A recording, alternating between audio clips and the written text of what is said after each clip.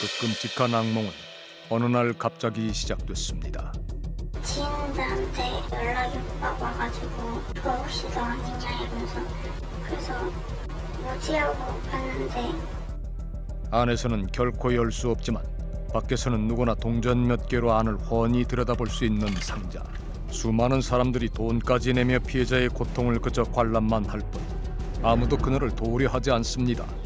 가해자가 누군지도 모른 채 평생을 작은 화면 속에 갇혀 서서히 죽음에 가까워지는 잔인한 범죄. 웹사이트에 나는 죽었어, 살인마 했어. 근데 죽어서는 죽는 건데 죽지도 않아요. 계속 있으니까. 디지털 성범죄라는 이름의 연쇄 살인. 이 잔혹한 사건의 진짜 범인은 대체 누구일까?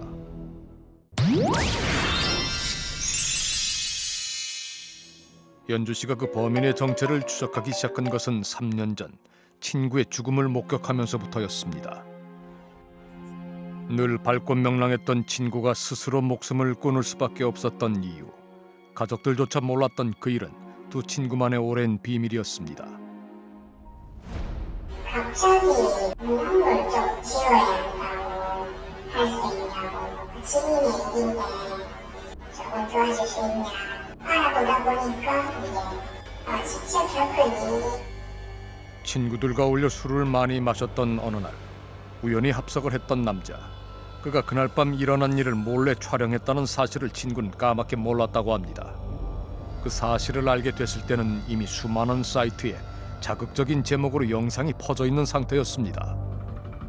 남자의 신원을 모르는 데다 가족들에게 이 사실이 알려질까 두려웠던 친구는 경찰에 신고조차 엄두를 내지 못했다고 합니다. 전문 삭제업체에도 큰 돈을 들여 의뢰를 했지만 해외 포르노 사이트는 물론 국내 웹하드 사이트에서조차 영상은 끊임없이 되살아났습니다. 성형 시술 그런 시도도 있었고 해외도 비적으로도 생각하는데 뭐 그런 것 역시도 예의치 않으니까 상황이. 그 문제 영상이 웹하드에서 얼마에 거래가 되던가요? 대략적으로 가격은 100원대. 그 고통스러운 과정을 고스란히 지켜본 연주 씨는 친구를 죽음에 이르게 한 범인을 찾아 나섰다가 놀라운 사실을 알게 됐다고 합니다. 영상을 몰래 촬영한 남자가 다른 성범죄 영상에도 나온다는 댓글을 발견한 겁니다. 그 제목이 뭐냐 제가 막 또 물어보고 찾았는데 그 남자 나오더라고요 영상이. 똑같은 사람이 다른 장소, 다른 피해자가 촬영된 두 개의 영상. 그것도 마찬가지로 몰카 영상이었어요. 그렇게 찍고 다니는 사람이 몰세하고 피해자를 잡고 그렇게 찍고. 피해자가 더 있을 거라고 생각한 연주 씨는 영상 속 남자를 찾아 처벌해 달라고 경찰서를 찾아갔다고 합니다. 경찰에 이제 상황을 설명하고 이렇게 됐다. 그러니까 이런 사건에 대해서는 당사자가 의뢰해야지 절차가 제대로 진행된다. 당사자가 지금 사망한 사건인데 당사자가 해야 된다고 얘기해요. 네. 숨진 친구를 위해 연주 씨가 할 수 있는 일은 국내 웹하드 사이트에 남아있는 영상이 발견될 때마다 삭제 요청을 하는 것뿐이었습니다. 그렇다면 국내 웹하드 사이트에서 피해 영상은 이제 사라졌을까?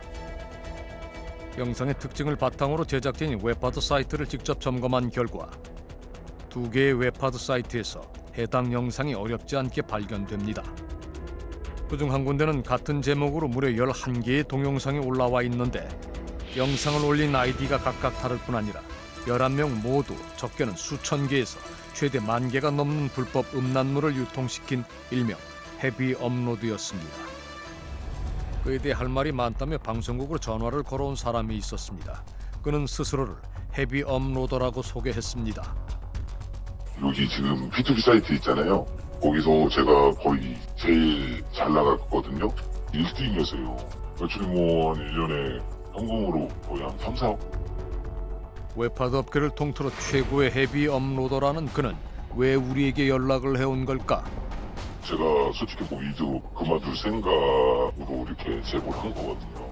이게 지금 제가 말을 하면 P2P 사이트가 아마 폭발이 될 수도 있어요. 제가 3,000테라를 갖고 있어요, 하드를. 그 3,000테라가 다 저기예요. 유출된 거? 몰래 찍은 거죠. 그의 얘기는 충격적이었습니다. 경찰에서 P2P 사이트로 공문을 보내요. 이 사람에 대해서 인적사항을 보내라고. 그러면 원래 보내야지 정상이잖아요. 근데 저는 다른 사람 명의로 보내요. 제 거를 안 보내고 중국인 거나 외국인 거 조사를 못하게. 그 일이 처음 시작된 것은 세 번째 경찰 조사를 받은 다음이라고 했습니다. 신변 보호를 해줄 테니 일을 계속해달라고 먼저 부탁을 해온 것은 웹하드 업체였다고 합니다.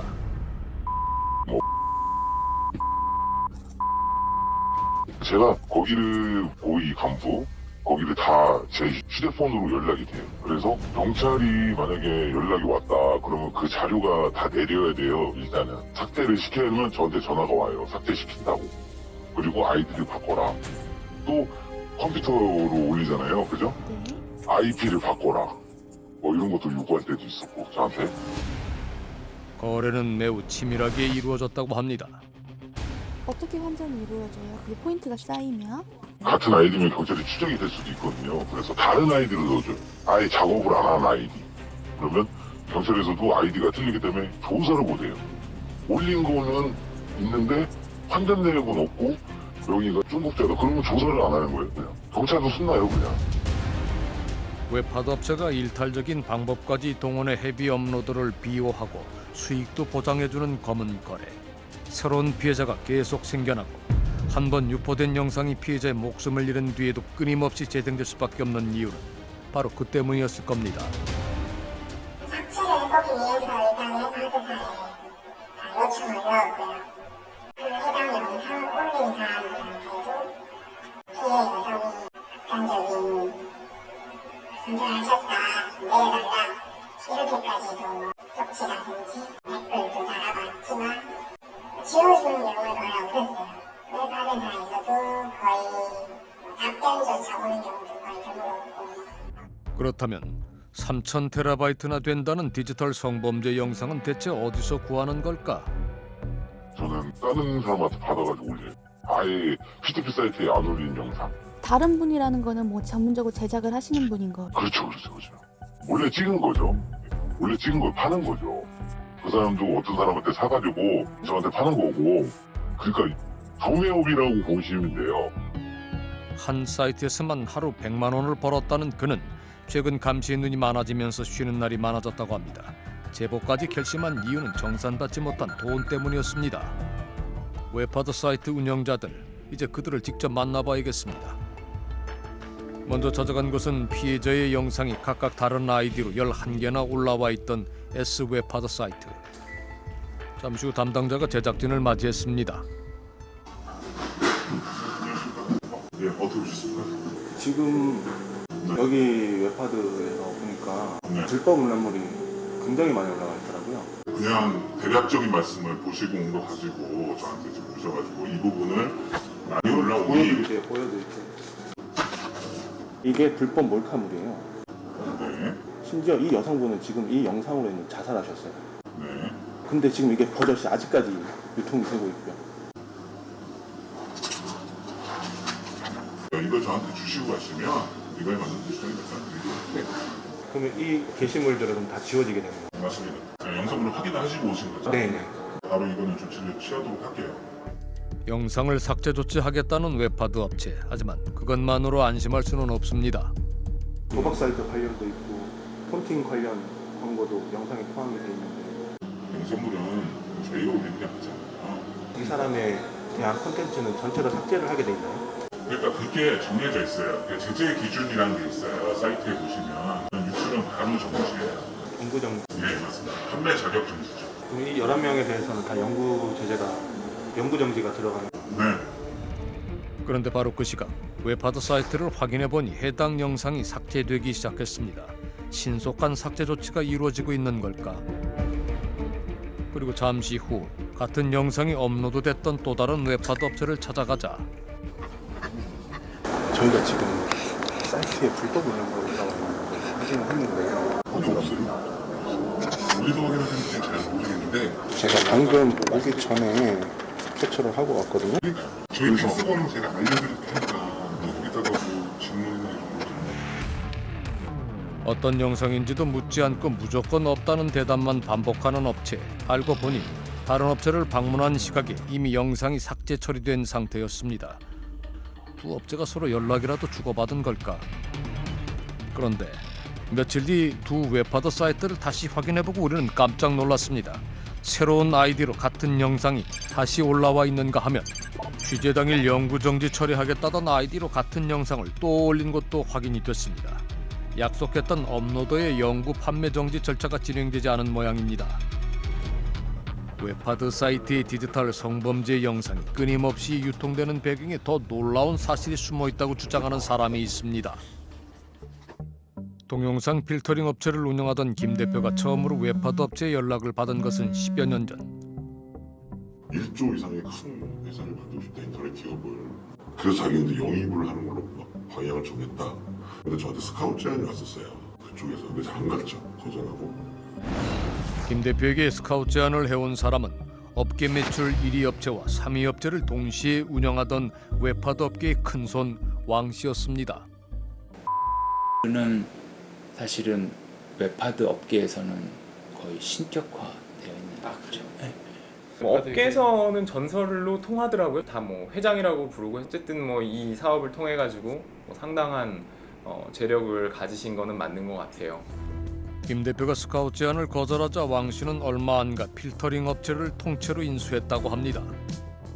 제가 인수를 알자마자 회사를 그만둔다 그러죠. 왜냐면 제가 필터링하는 회사가 웹하드와 관련된 일을 할 수는 없잖아요. 그래서 제가 이제 회사를 그만둔다고 했더니 경영은 완전히 독립합니다. 뭐 이렇게 썼어서 각서를 저한테. 웹하드 사이트의 불법 영상을 필터링하는 업체를 웹하드 업체가 소유하게 된 상황. 독립 경영 약속은 제대로 지켜졌을까? 필터링 모듈이라는 것도 사람이 다른 거잖아요. 사람이 작동하는 거죠. 끌 수도 있고 킬 수도 있어요. 그 있던 개발자 몇 명이 넘어왔어요. 넘어와서 사업을 하다가 무슨 일이 생겼냐면 어느 날 연락이 온 거예요. 필터링이 뚫렸다고. 근데 알고 봤더니 나 모르게 필터링 모듈이 하나가 더 만들어진 거예요. 그게 제가 나오는 결정적인 계기였어요. 그리고 2년 뒤 김 대표가 우려하던 일이 실제로 벌어졌습니다.